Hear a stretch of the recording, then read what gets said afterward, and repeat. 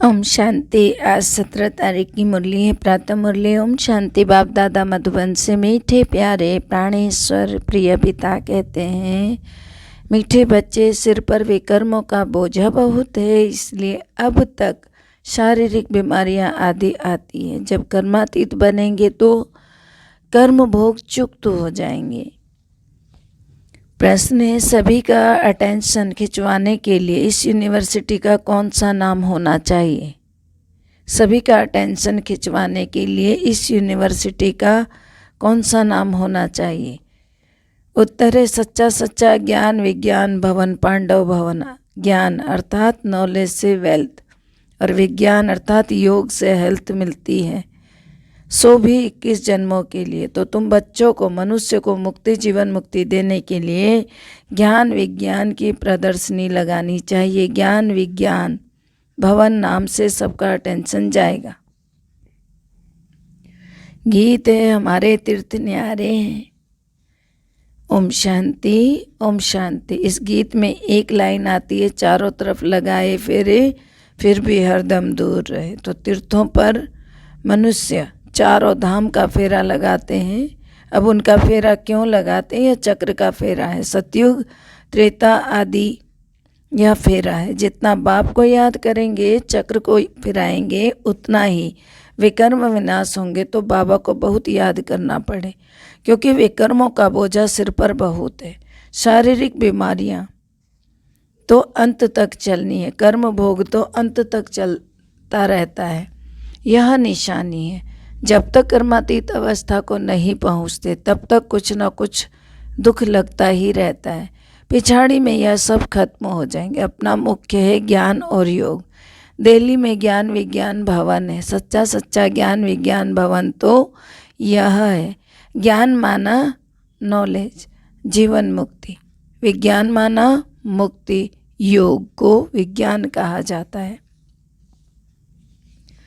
विज्ञान से मुक्ति, ज्ञान से जीवन मुक्ति। तो ज्ञान विज्ञान भवन, यह उनको समझानी भी देनी पड़े। तो ज्ञान विज्ञान की प्रदर्शनी होनी चाहिए उनका ज्ञान विज्ञान भवन में। तो सभी मनुष्य और फॉरेनर्स आदि आकर के भारत का यह सहज योग और ज्ञान समझे। तो मनुष्य तो परमात्मा को सर्वव्यापी कहते हैं। जैसे हम लिखते हैं रियल गीता, वैसे लिखना पड़े ज्ञान विज्ञान भवन। बाबा डायरेक्शन देते हैं कि रियल ज्ञान विज्ञान भवन पांडव भवन नाम लगा दो, क्लियर हो जाएगा। फिर साथ में यह भी लिखो कि ज्ञान से जीवन मुक्ति एवर हेल्दी, और विज्ञान अथवा योग से एवर वेल्दी कैसे बनते हैं, सो आकर समझो। जब समझेंगे तब कहेंगे बरोबर प्रैक्टिकल में देवी देवता पद सुख शांति का मिल रहा है। एक को समझाने की बात नहीं, इस पर प्रदर्शनी मेला करो तो हजारों आकर समझेंगे। बाबा युक्ति बताते हैं, झट कपड़े पर प्रिंट किया और लगा दिया। कुछ भी बनाने में देरी नहीं लगती है। चित्र हमारे बहुत अच्छे हैं। कोई भी देशी चाहे विदेशी आकर समझे। बाबा कहते हैं सृष्टि का चक्र का चित्र बहुत बड़ा बनाना चाहिए। उसके बाजू में फिर विराट रूप का भी चित्र हो, ऊपर में चोटी। सिर्फ शिव नहीं, त्रिमूर्ति तो जरूर हो, क्योंकि सिद्ध करना है ब्रह्मा के द्वारा स्थापना। यह ब्राह्मण ही पुनर्जन्म में आने वाले हैं। ब्राह्मण सो देवता, देवता सो क्षत्रिय, क्षत्रिय सो वैश्य, वैश्य सो शूद्र। यह अच्छा चित्र बनाकर बाजू में रखना चाहिए तो समझाने में सहज हो जाए। इस ज्ञान योग से स्वर्ग कैसे बनता है? ब्राह्मण एडॉप्टेड है। प्रजापिता ब्रह्मा द्वारा ब्राह्मण रचे। समझाने की बड़ी युक्ति चाहिए। सबको निमंत्रण भेजना चाहिए। चित्रों पर समझाना तो बहुत सहज है। परमपिता परमात्मा द्वारा राजयोग सीख नहीं राजधानी स्थापन हो रही है। या फिर ब्रह्मा कुमार कुमारियाँ कोटों में कोई बनते हैं, उनमें भी आश्चर्यवत पढ़ंती सुनंती कथंती भागंती हो जाते हैं। बाबा कहते हैं यहाँ गरीब भी आते हैं तो साहूकार भी हैं, बीच वाले भी हैं। साहूकार जल्दी नहीं उठ सकते। बाबा ने तो समझा दिया ना कि ज्ञान यज्ञ में अनेक प्रकार के विघ्न तो पड़ेंगे, बहुत अत्याचार होंगे, कामेशु क्रोधेशु है ना, जो विष ना मिलने के कारण मारते रहते हैं। कन्याओं को भी शादी के लिए बहुत मारते हैं। बाबा तो कहते हैं जो श्रीमत पर चलेंगे वो शिष्टाचारी बनेंगे। बाबा आते ही पतित भ्रष्टाचारी दुनिया में। इस रावण राज्य में पहले काम महाशत्रु शिष्टाचारी राज्य को तो कहा जाता है संपूर्ण निर्विकारी, उनमें विकार होता ही नहीं। तब यह प्रश्न भी नहीं उठ सकता कि वहाँ पैदाइश कैसे होगी। अरे राम राज्य में विष होता ही नहीं, यह तो रावण राज्य। तब तो रावण को जलाते हैं ना। इस समय शिष्टाचारी कोई हो ना सके। शिष्टाचारी बनाना एक परमपिता परमात्मा का ही काम है। स्वर्ग तो है ही वाइसलेस वर्ड, वहाँ विष होता ही नहीं है, क्योंकि रावण राज्य ही नहीं।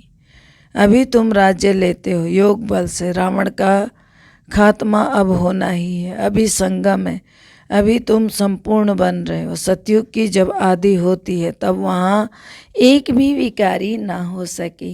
देखो संगम पर दोनों हैं, मैला पानी और सफ़ेद पानी, तो उनका भी तो संगम कहा जाता है ना। मैला जब चला जाएगा तो फिर देखने में भी नहीं आएगा। तो अभी तो दुनिया का भी संगम है, आत्मा और परमात्मा के भी संगम है। बाकी नदी और सागर का संगम तो परंपरा से चला ही आता है।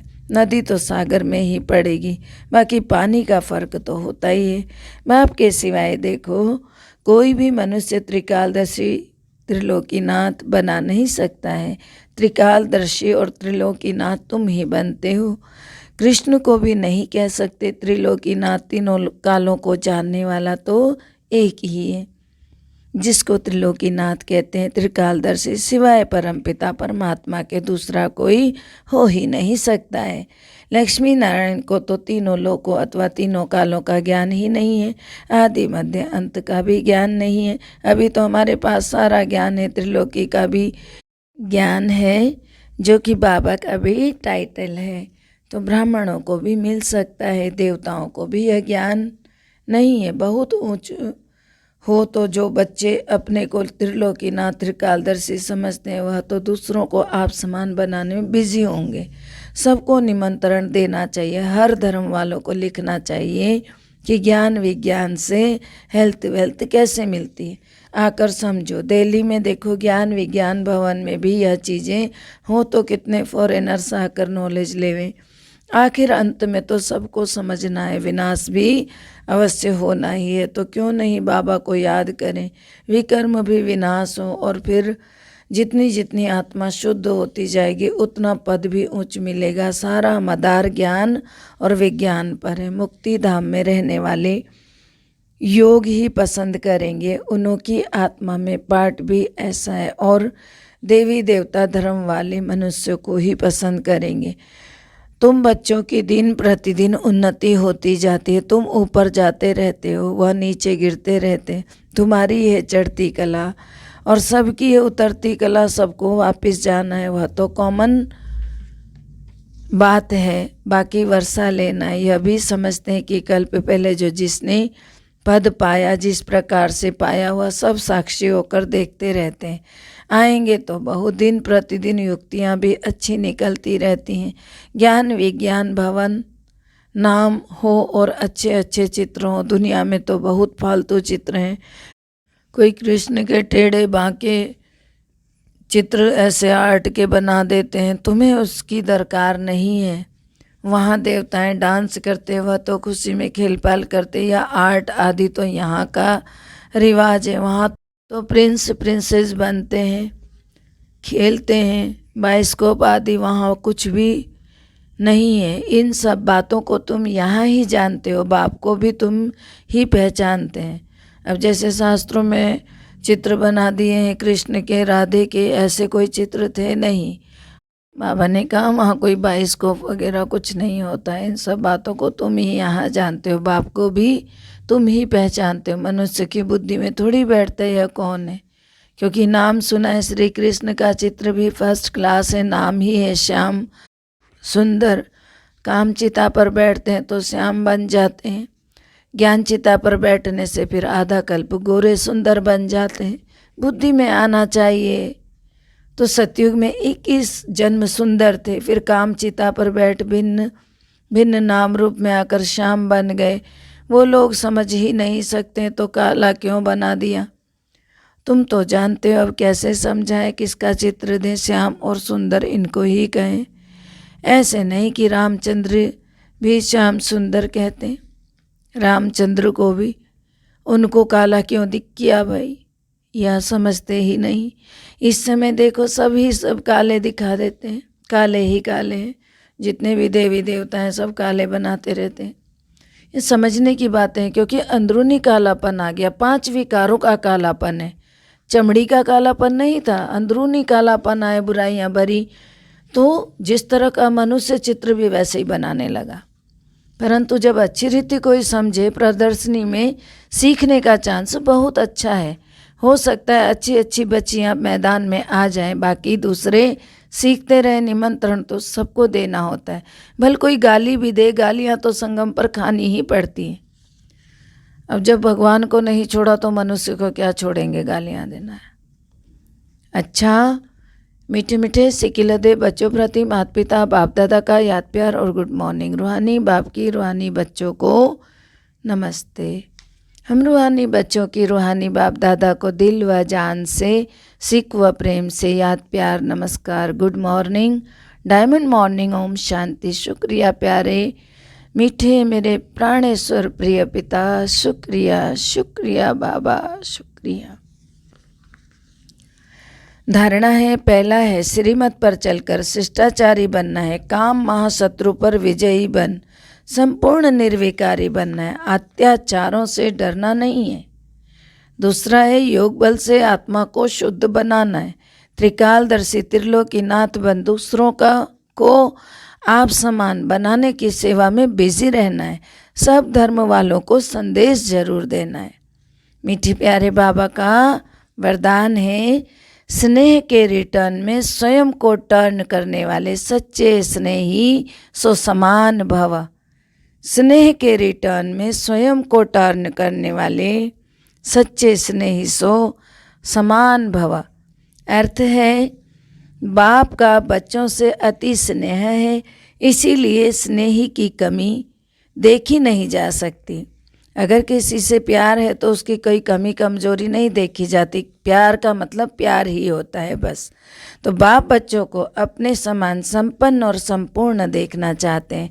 ऐसे आप बच्चे भी कहते हो ना कि बाबा को हमने स्नेह का रिटर्न हम क्या देवें, बाबा को स्नेह का रिटर्न हम क्या देवें।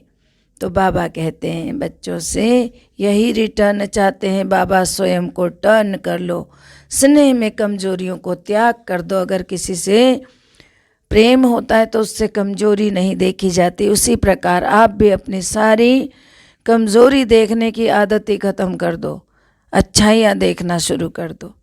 भक्त तो सिर उतार कर रखने के लिए तैयार हो जाते हैं।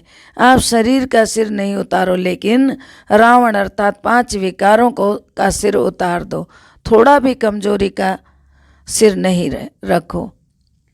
स्लोगन है, हर कर्म करते साक्षीपन की सीट पर रहो तो बाप आपका साथी बन जाएगा। हर कर्म करते साक्षीपन की सीट पर रहो तो बाप आपका साथी बन जाएगा। समझानी दी बाबा ने। ओम शांति। सर्व का भला हो, सब सुख पाएं, सब परमात्मा से जुड़ जाएं, सबको परमात्मा प्राप्ति हो जाए, सबका विश्वास परमात्मा पर टिक जाए और परमात्मा को समझ पाए। ओम शांति।